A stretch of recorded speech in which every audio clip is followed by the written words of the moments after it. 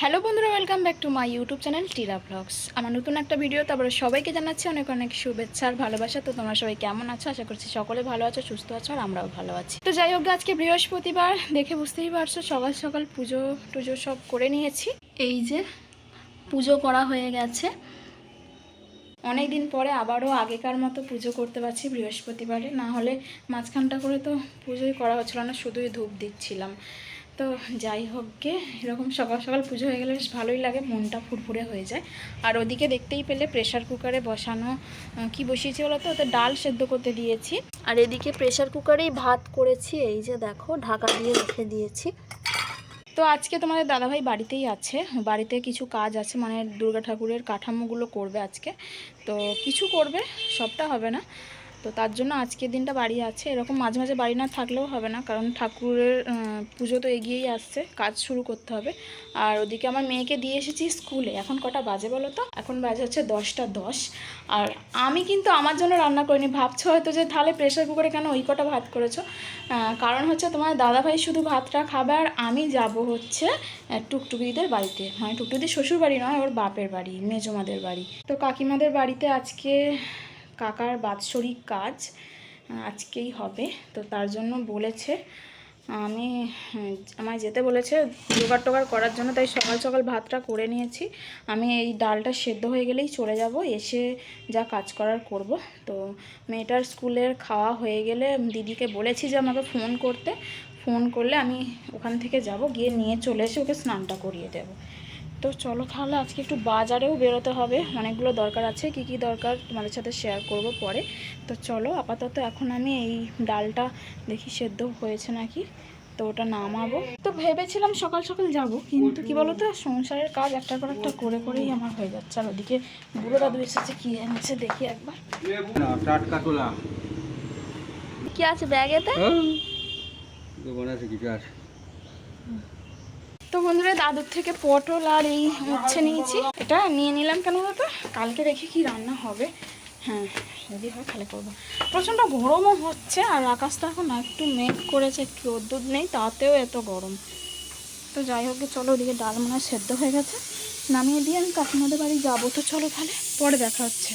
তো ওইদিকে কাজের সব জোগাড় টোগাড় টুকটুকি দিক এগিয়ে এগিয়ে দিচ্ছে। আর এখানে দেখো পাঁপড়গুলো আমি ভেজে নিচ্ছি, আর চাটনিটা আমি করে নেবো। মেজমা বললো তুই পাঁপড়টা ভেজে চাটনিটা করে নিবি গ্যাসেতে, তারপর ওইদিকে হবে আলুর দম আর ছোলার ডাল। এখানে দেখে বুঝতেই পারছো প্রচণ্ড অন্ধকার হয়ে গেছে মুখটা, আসলে আলোটা ওই দিক থেকে আসছে, তো তার জন্য এদিক থেকে অন্ধকার অন্ধকার লাগছে।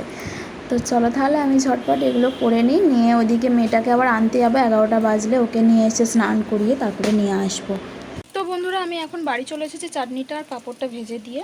আর এখানে দেখো তোমার দাদা ভাইয়ের জন্য এই যে ডিম ভাজছে, আর এখানে ডাল সেদ্ধ করা রয়েছে, ওটাকে সাঁতলাবো, তোমার তো বললাম। আর করে নিয়ে তারপর আমরা বেরোবো, একটু বাজারের দিকে দরকার আছে। তো চলো তাহলে, আমি একদম রেডি সেডি হয়ে যাই। ওইদিকে মেয়েটাকে স্নান করালাম, এসে ওকে স্নান করাটা আজকে 12টা বেজে গেছে, আর এখন দেখো 12:30 পুরোপুরি বাজে। ওইদিকে কলে জলও দিয়ে দিয়েছে।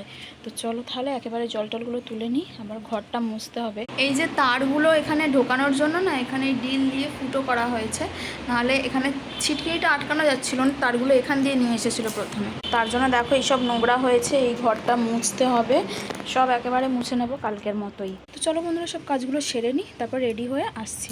তো বন্ধুরা, আমি বাজারে বেরোবো বলে রেডি, কিন্তু এখন কটা বাজে বলো তো? এখন বাজে সন্ধে 6:30। তো সন্ধে টন্ধে দিয়ে আমি রেডি হয়েছি, আর সারা দিনটা কি হলো বলো তো, খালি বৃষ্টিই হয়ে গেল। তো তার জন্য আর বেরোতে পারিনি। আর ওখানে খেতেও গেছি, 3টের সময় গেছি, তখন সব কাজটা অর্ধেক মিটে গেছে। আর প্রচণ্ড বৃষ্টি হচ্ছিলো, তার জন্য আর মানে ভিডিওটা করা হয়নি। আর ফোনটা ছিল বাড়িতে, মেয়েটা কার্টুন দেখছিলো, এটা হচ্ছে আসল ব্যাপার।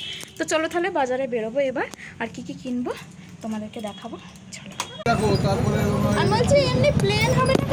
শ্রাবণ মাসে সবাই সবুজ চুড়ি পরে, আমারও খুব ইচ্ছা যে আমি সবুজ চুড়ি পরবো। তো এই প্রথমবার আমি শ্রাবণ মাসে সবুজ চুড়ি কিনতে এসেছি। তার জন্য অনেকগুলো দোকান ঘুরে দেখো লাস্টে এই দোকানটা থেকে পেলাম এই চুড়িগুলো। তো এই চুড়িগুলো নিয়ে চলে গেছিলাম আমার মেয়ের জুতো কিনতে, কারণ ওর জুতোটা খারাপ হয়ে গেছিলো, যেটা এখান ওখান পরে যায়। তো তার জন্য একটা বর্ষার জুতো নিয়েছি, সেটা বাড়ি গিয়ে তোমাদের দেখাবো। তো বন্ধুরা, তোমরা তো দেখলে যে আমি কেন বাজারে গেছিলাম, সবুজ চুড়িগুলো পরে নিয়েছি, তোমার দাদাভাই হাতে পরিয়ে দিলে, দেখো।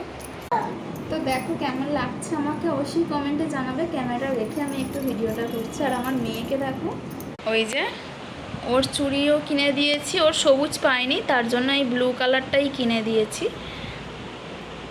আর এই যে দেখো এর এই জুতোটা কিনেছি মেয়েটার জন্য।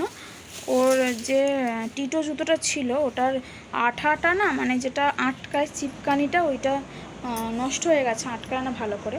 তো তার জন্য এই জুতোটা নিয়ে এলাম। এখন বর্ষাকাল, তো এগুলো এখন খুব উঠেছে, সবাই পরে, তো তাই জন্য আরও গেছিলাম।